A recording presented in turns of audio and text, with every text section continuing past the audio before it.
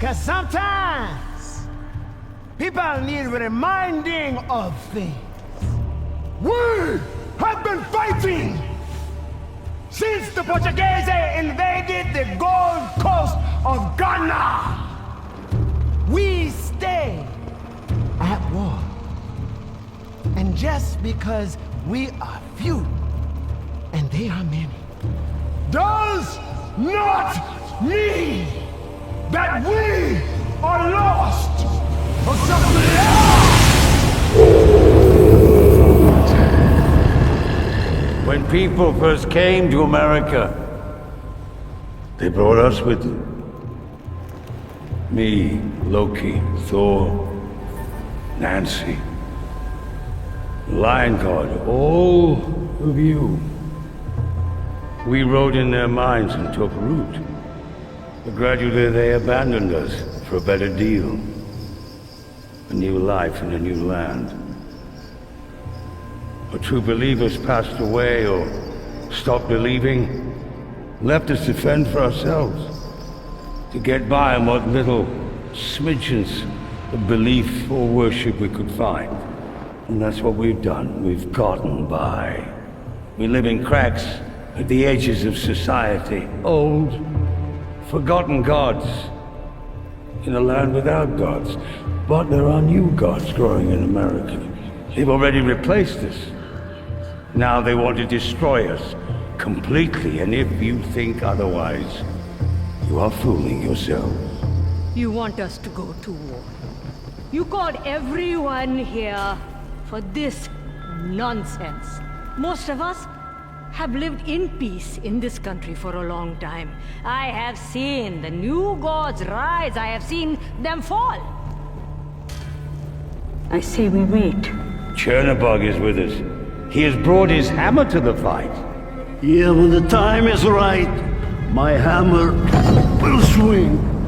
And we will need it. Believe me, these new gods are not going anywhere soon.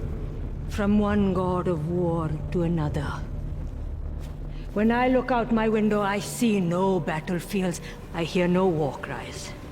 Then you are not looking hard enough, Mama G. The Son of the Morning Star highlights a personal and ongoing experience that can be no better understood through reference to the subject of Lucifer and his descriptive qualities. As in my life, no matter how I may try to ignore or avoid it, falls in suit to that which is described to be associated to the figure of legend.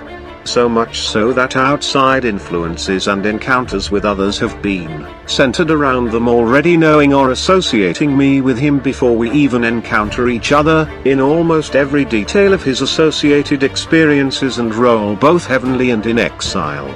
This is all irrelevant to my reason for discussing all this, so no, I can't. That's a story for another day. Now here is the part that will challenge you. What if I told you that I am not from this universe, that I come from an alternate universe where things history and the outcome of everything you have on file that has occurred, happened completely differently, and I'm going to explain how it happened so that you can help me analyze the situation to better understand it. Yes, my universe has a completely different historical, political and even environmental situation than this universe. Historical events that I've noticed are these. 1. World War I and II. In my universe this war occurred completely differently. I remember my universe's version because I was such an avid video game player as a kid that detailed the events from this war. In 1911 Hitler began his rise to overthrow the Polish government that had appointed him as a high-ranking general of their army. He held a deep resentment for the Jewish specifically because of the Polish parliament's involvement with the murder of his family and the rape and murder of his sister by their military forces that were ordered to kill his family by the parliament members. After killing the parliament leaders he took control of Germany in 1914 and began his campaign to eradicate every Jewish citizen or people related by blood to the Jewish people.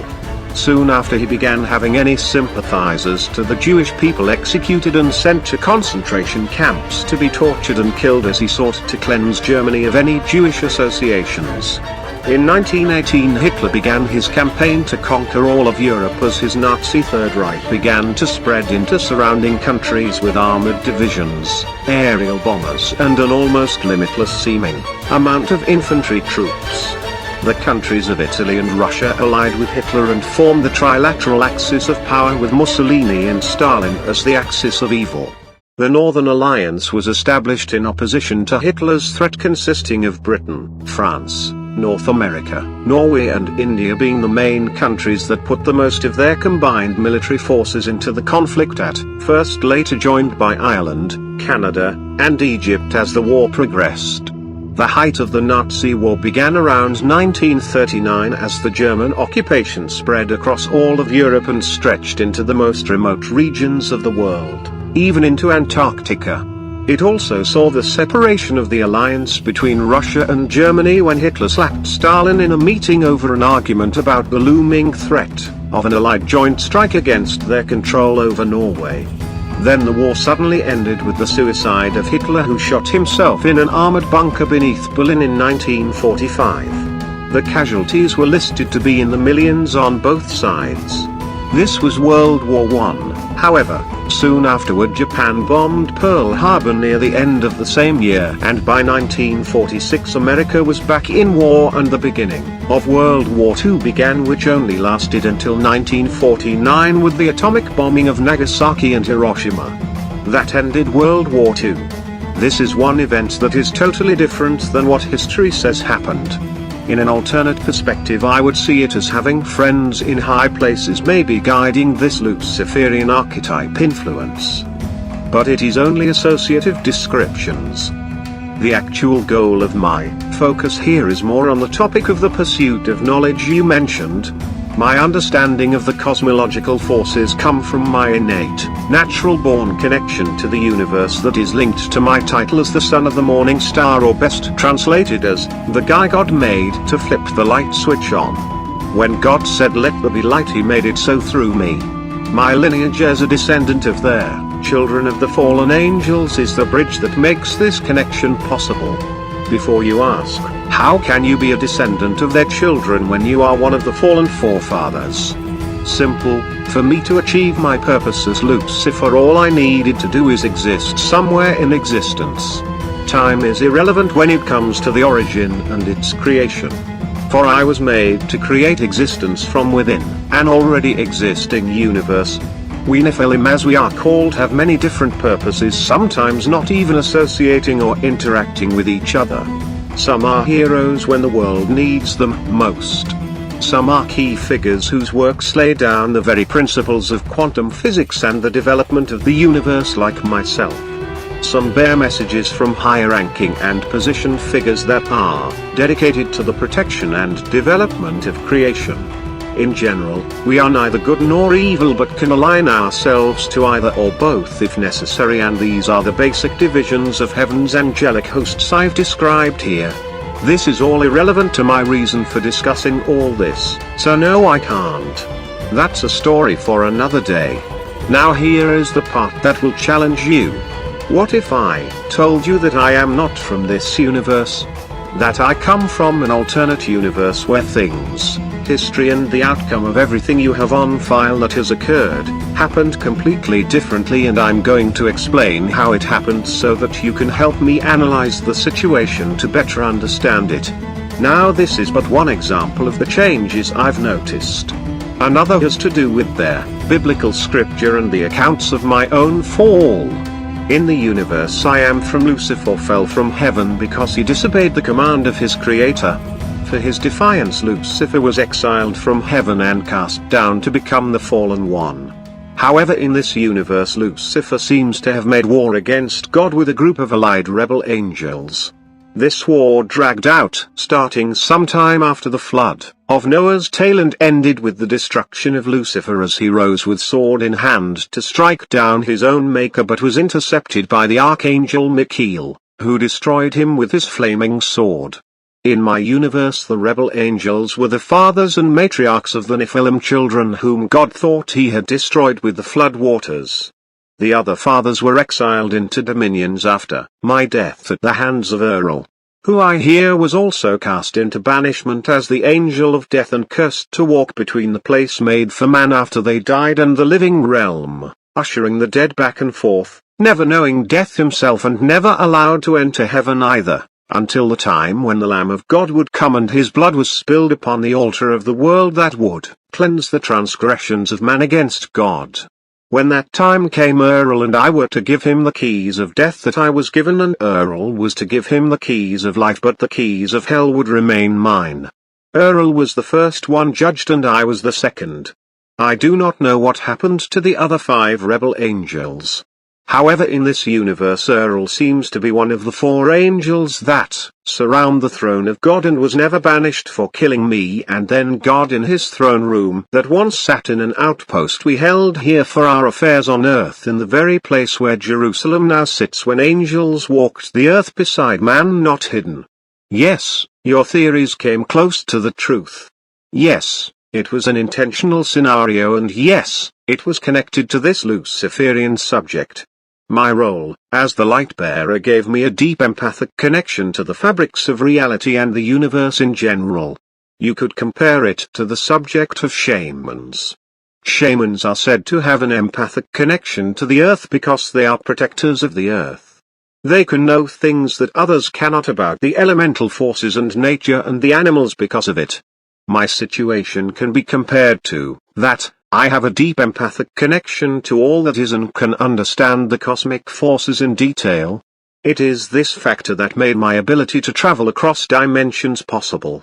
Knowing the interwoven details of the universe and being able to influence them, through a series of methods I used to generate the energy needed to achieve this, I parted the fabric's interwoven tapestry and remotely projected across the threads into the next universe, and then readjusted the polarized magnetic threads enough to bridge a traversable path between my body and my projected state, and then passed through by merging back with the projected avatar, crossing dimensional space into the next universe. All I needed was something big enough and traveling fast enough to generate the kinetic friction necessary to do this, and used the momentum of the Greyhound bus I was on to cross the gap, taking the whole bus with me. Unfortunately, I cannot return to the universe I came from. It was destroyed. In 2014 there was an incident that I cannot find any trace of in the archives, involving 3 large asteroids that were on a collision course with Earth. Then they suddenly veered off course and crashed into the moon of Titan orbiting Saturn, and the other 2 impacted into the surface of Jupiter. Or so I thought.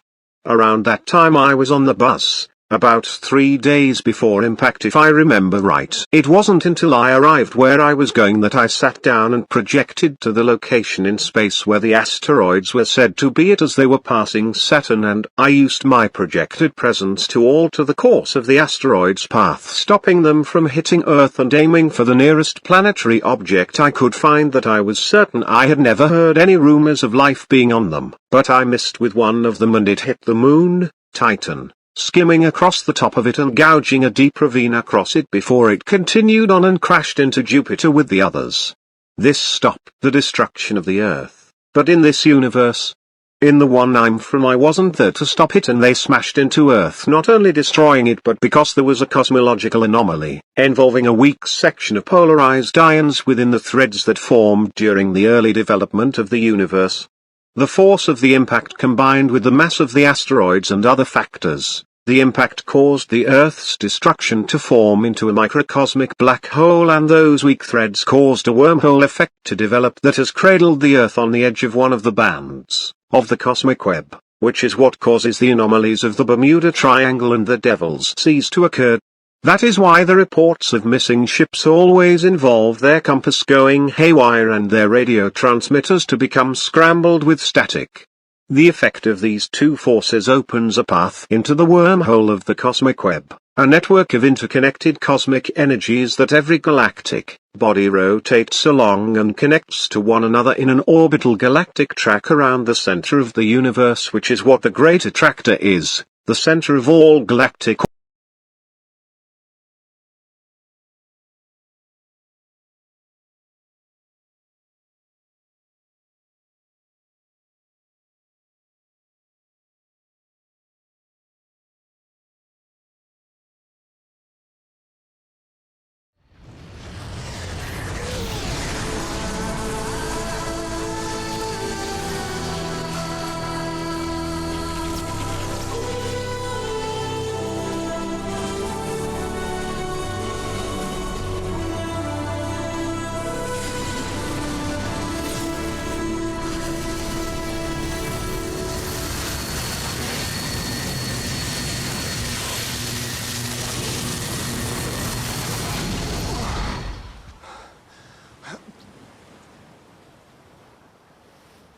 I know these teeth.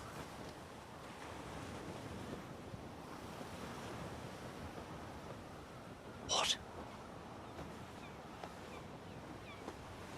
What?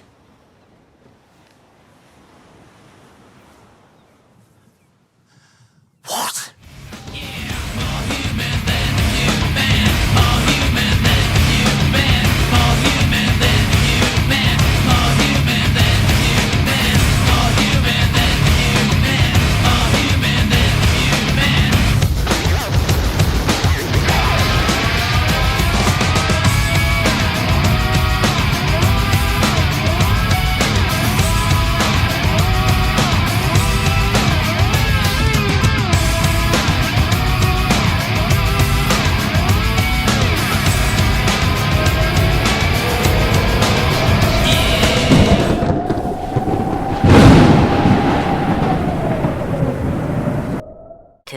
Thousand years later.